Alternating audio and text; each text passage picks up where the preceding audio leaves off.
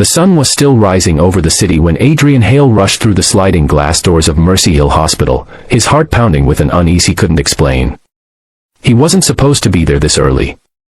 He had left only an hour before, just enough time to shower and grab some files for work. But something, an instinct, a whisper, a tightening in his chest, pulled him back. As he hurried down the quiet hallway, sunlight pooled across the floors, turning the sterile hospital corridor into a strange mix of peace and tension. He didn't know why he was running, but he felt as if something terrible was waiting behind the door of room 218. And when he pushed the door open, that instinct proved right in the most devastating way imaginable. If you believe in kindness, forgiveness, and second chances, don't forget to like, comment, share, and subscribe to Kindness Corner. And tell us in the comments, where in the world are you watching from? What Adrian saw inside the room shattered something deep within him. His mother, Eleanor Hale, a fragile woman in her 70s who had always been stronger than she looked, lay helpless in her hospital bed. And bending over her, gripping a pillow with trembling hands, was his wife, Marissa. The pillow was pressed against Eleanor's face, muffling her weak breaths. Marissa looked different, her usually calm expression twisted into an anger Adrian had never seen before, her eyes burning with a mixture of fear and desperation. For a split second, he couldn't comprehend the scene.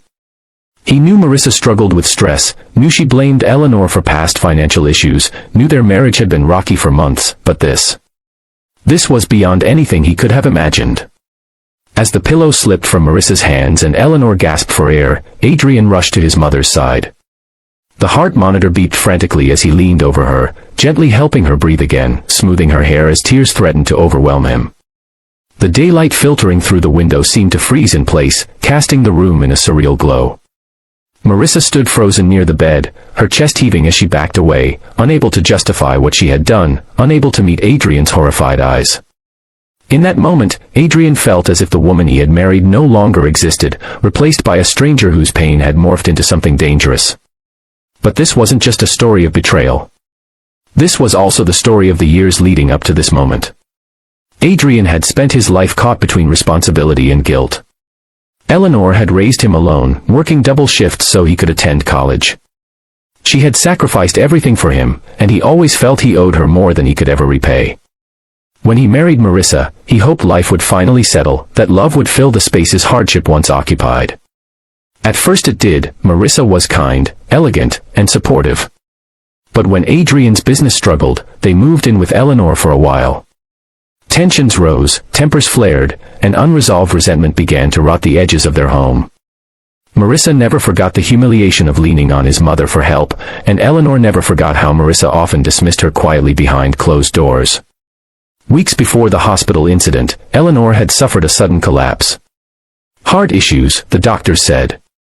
Stress. Age. But Adrian noticed something more. His mother wasn't just sick physically, she was weary emotionally, drained from long arguments between her and Marissa. He tried to keep the peace, juggling work and family, but the daylight hours were never long enough, and the emotional shadows they cast over their home only grew thicker. Standing now in the hospital room, with sunlight warming the floor but not his heart, Adrian felt the pieces of his world crumble. The nurse rushed in after hearing the commotion, followed by security, and Marissa was gently escorted out, her face pale as chalk, her whispers trembling with apologies Adrian wasn't ready to hear. Eleanor's breathing slowly steadied, though her eyes were clouded with confusion and hurt. Adrian took her hand, feeling her fragile fingers curl faintly around his. He wanted to cry, to scream, to rewind time, to undo the choices that had led them all here. But he couldn't change the past, he could only face the reality in front of him. As daylight poured into the room, Adrian knew he had to make decisions he never imagined making. He reported the incident, not out of vengeance, but because his mother's safety was non-negotiable. He spent the next several hours by Eleanor's side, gently reassuring her, telling her she mattered, that she wasn't alone. The guilt in him was heavy. He had married someone who allowed resentment to twist her soul, and he hadn't seen it early enough. Yet, beneath the guilt was a new resolve. He would not let pain win again. He wouldn't allow the bitterness that had consumed Marissa to enter his life any longer. As Eleanor slowly regained her strength, she squeezed Adrian's hand and whispered that she didn't blame him. Her voice was faint under the mid-morning sunlight, but it held more strength than he expected. She told him that sometimes love blinds people, sometimes hurt turns people into versions of themselves they don't recognize. But she looked at him with soft, trembling eyes and said that forgiveness didn't mean staying in harm's way, it meant freeing yourself from the chains of what broke you. Adrian realized in that moment that healing wasn't just for his mother, it was for him too. Weeks passed, and with therapy, space, and legal help, Adrian rebuilt the quiet balance of his life. The daylight hours felt warm again. Eleanor grew stronger. Adrian found comfort in caring for her the way she once cared for him.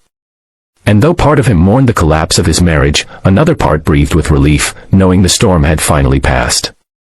He learned that sometimes life forces you into painful moments only to show you what truly matters, love that nurtures, not destroys, family that supports, not drains, and the courage to walk away from what harms your heart.